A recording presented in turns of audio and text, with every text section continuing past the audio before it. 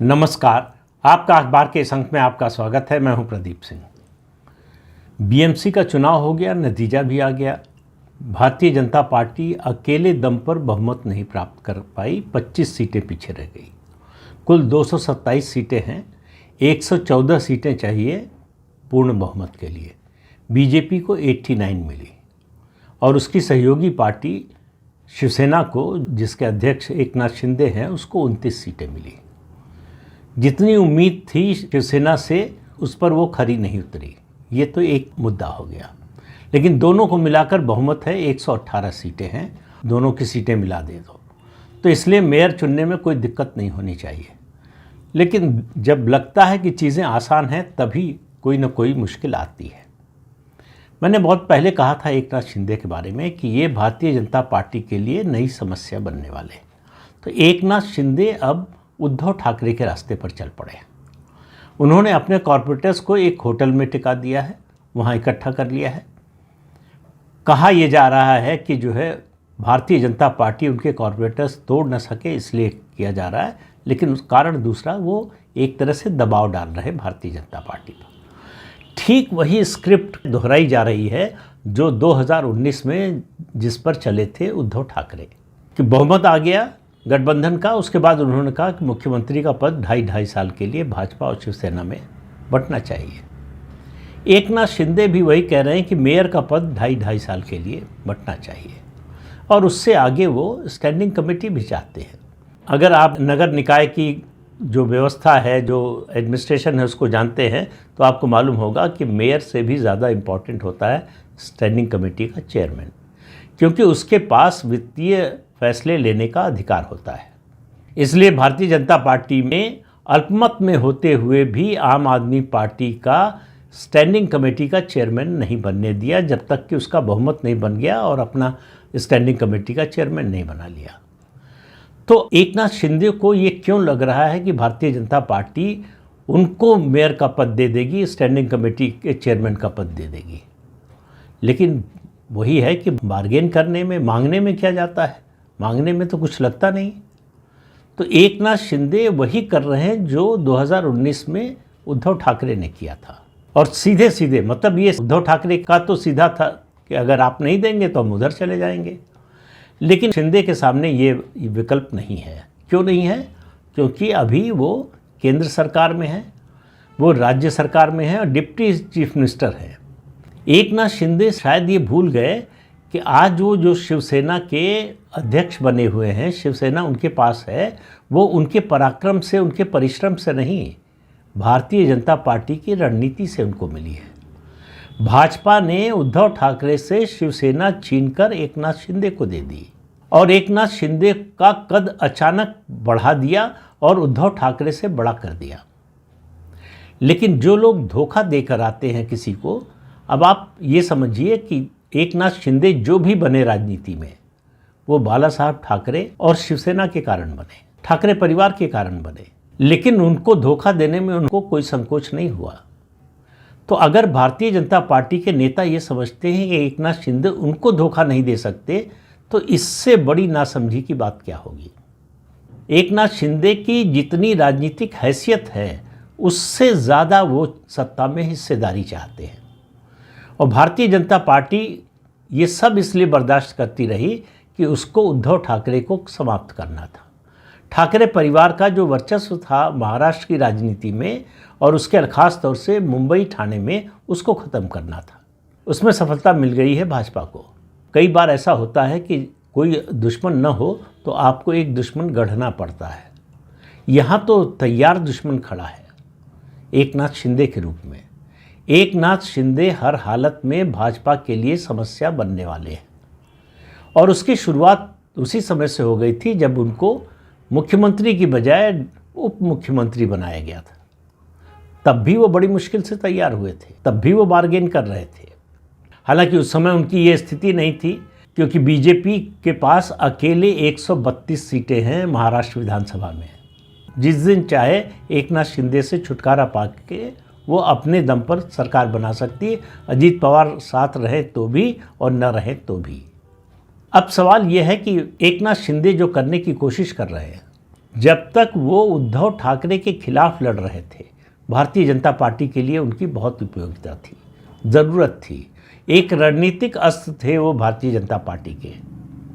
अब वो ज़रूरत धीरे धीरे कम होती जा रही, मैं ये नहीं कहूँगा कि ख़त्म हो गई है, क्योंकि बड़ा पेड़ एकदम से नहीं गिरता है, धीरे धीरे गिरता है।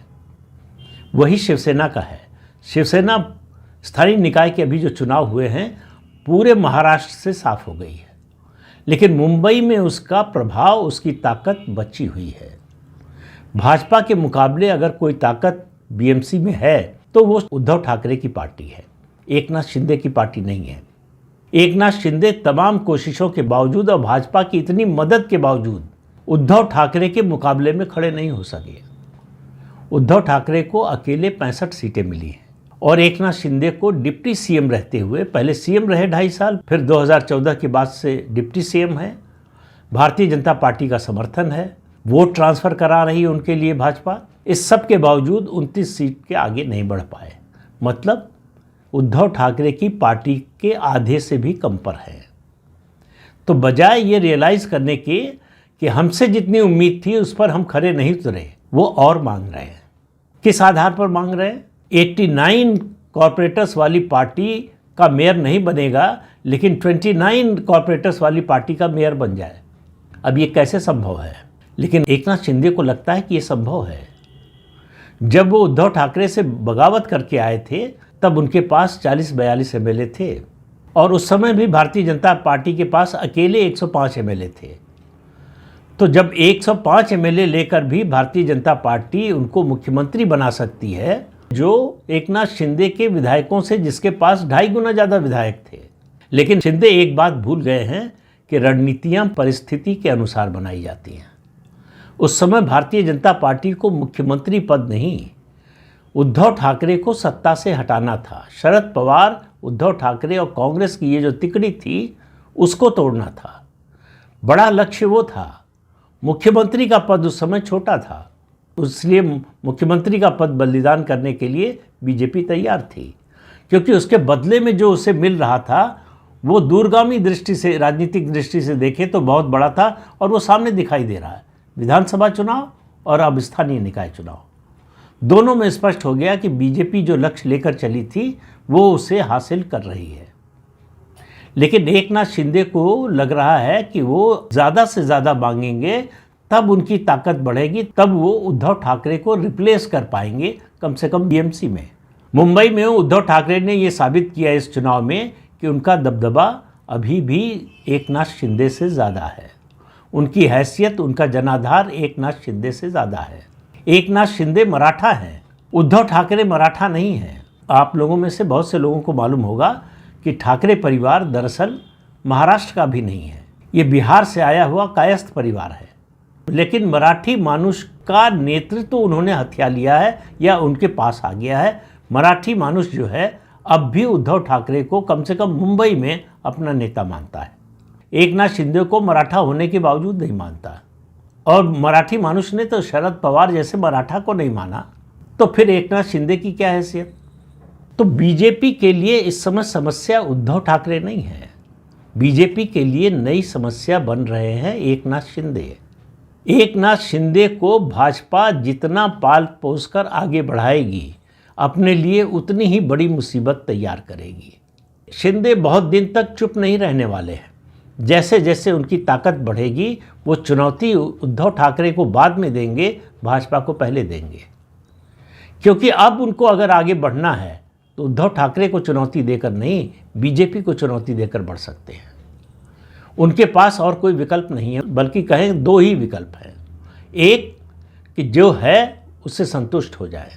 एक सिद्धांत है कि अगर आपको खुश रहना है और आपको दुखी रहना है तो एक ही सिद्धांत है जिसके आधार पर हो सकते हैं आप। जो प्राप्त है वो पर्याप्त है, जो मानता है वो हमेशा खुश रहता है। जो प्राप्त है वो पर्याप्त नहीं है, जो मानता है वो हमेशा दुखी रहता है। तो एकनाथ शिंदे वही दुखी आत्मा है कि जो प्राप्त है वो उनको पर्याप्त नहीं लगता है। उनको इस बात का भी एहसास नहीं है कि उनको जो प्राप्त हुआ है वो उनके परिश्रम से नहीं मिला है, उनके पुरुषार्थ से नहीं मिला है, उसमें भारतीय जनता पार्टी का बहुत बड़ा योगदान है। आज अगर उद्धव ठाकरे के सामने खड़े होने की हैसियत एकनाथ शिंदे की बनी है तो केवल भारतीय जनता पार्टी के कारण, वरना महाराष्ट्र की राजनीति में वो अजीत पवार से कंपटीशन कर रहे होते। उनकी स्थिति राज ठाकरे से बेहतर होती कि नहीं, इस पर भी सवाल था। लेकिन जब मिल जाता है किसी को कुछ, उसको लगता है कि इसके तो हम स्वाभाविक दावेदार हैं। वही एकनाथ शिंदे के साथ हो रहा है। उनको अब भी लग रहा है कि उनको तो मुख्यमंत्री होना चाहिए था। ये भूल जाते हैं कि महाराष्ट्र का जो जनादेश आया विधानसभा चुनाव का, वो पूरी तरह से भारतीय जनता पार्टी के पक्ष में था। लेकिन उनको जनादेश से मतलब नहीं है, उनको जनाधार से मतलब नहीं है, उनको संगठन की व्यापकता से मतलब नहीं है, संगठन की मजबूती से मतलब नहीं है। शायद वो भूल जाते हैं कि वो अगर उन्होंने लक्ष्मण रेखा लांघी तो उसके बाहर अमित शाह खड़े हैं।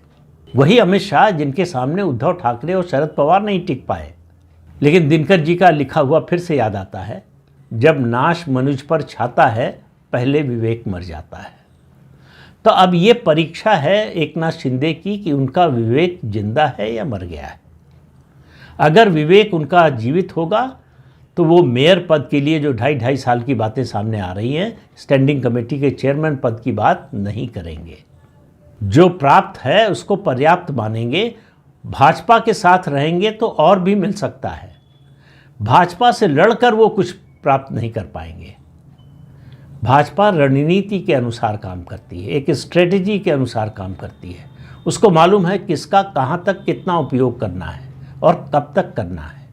जिस दिन एकनाथ शिंदे अपनी ऐसी स्थिति बना देंगे कि भाजपा को लगने लगे कि अब वो उसके लिए उपयोगी नहीं रह गए हैं, उस दिन एकनाथ शिंदे को भाजपा दूध में पड़ी मक्खी की तरह से निकाल कर फेंक देगी। लेकिन वो स्थिति अभी फ़िलहाल नहीं आने वाली है। इसलिए थोड़ा समय है एकनाथ शिंदे को ये सब करने का, कर्तव्य दिखाने का। लेकिन भाजपा के लिए परेशानी है भविष्य में। फिर कह रहा हूँ, पहले भी एक बार कहा था कि भाजपा के लिए महाराष्ट्र की राजनीति में चुनौती अब शरद पवार, अजीत पवार, उद्धव ठाकरे, राज ठाकरे ये लोग नहीं हैं, एकनाथ शिंदे हैं। और चुनौती भी नहीं, मैं कहूँगा सरदर्द है, जो भाजपा का अपना पैदा किया हुआ है। तो जिसको खड़ा किया या जिसको कहिए वरदान दिया, वही भस्मासुर बन गया है।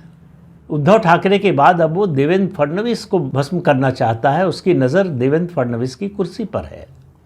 तो ये ऐसी परिस्थिति में भारतीय जनता पार्टी को अपनी राजनीतिक रणनीति जो महाराष्ट्र की है उस पर पुनर्विचार करना पड़ेगा, उसमें संशोधन करना पड़ेगा।